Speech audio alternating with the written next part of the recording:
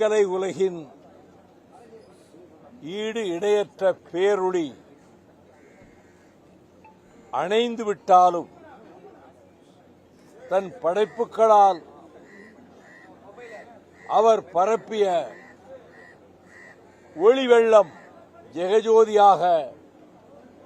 காலத்தை கடந்து பிரகாசித்துக் கொண்டே இருக்கும். கைரேகை சட்டத்தால் ஒடுக்கப்பட்ட ஒரு சமூகத்தில் இருந்து பட்டிக்காடுகளை பட்டண பிரவேசம் செய்ய வைத்து உயிர் காவியங்களாக படைத்த அவரது திரை ஓவியங்களில் 16 வயதிலே படத்தில்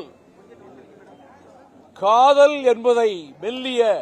மயிலிறகால் நெஞ்சை வருடுவதைப் போல அமைத்து உச்சகட்ட காட்சியை படத்தை விட்டு வெளியே வருகிறவருடைய மனதிலே நிறுத்திய பாரதி ராஜா புதிய வார்ப்புகளில் இதயம் எங்கே போகிறது என்ற நினைவை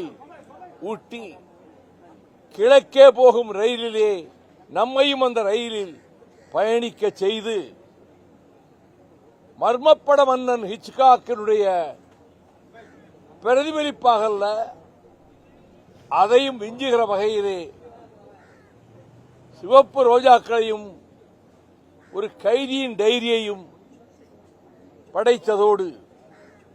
சாதிகளுக்கு அப்பாற்பட்டது காதல், மதங்களுக்கு அப்பாற்பட்டது காதல் என்பதை உணர்வு கொண்ட அந்த மாமனிதனின் புகழ் எந்நாளும் வாழும் என்று அவரது பரம ரசிகராகிய நான் நெஞ்சில் எழுந்த வேதனையோடு இதனை என் பக்கத்தில் தமிழ் இனமான உணர்ச்சியினுடைய பிரதிபிம்பமாக சிங்கம் போல மேடைகளிலே கர்ஜிக்கிற என் சகோதரன் இந்த தமிழ் மக்கள் உள்ளத்திலே அப்படிப்பட்ட உணர்வை ஊட்டி வருகிற என்னுடைய ஆருயிர் சகோதரர் பக்கத்திலே நிற்கிறார்.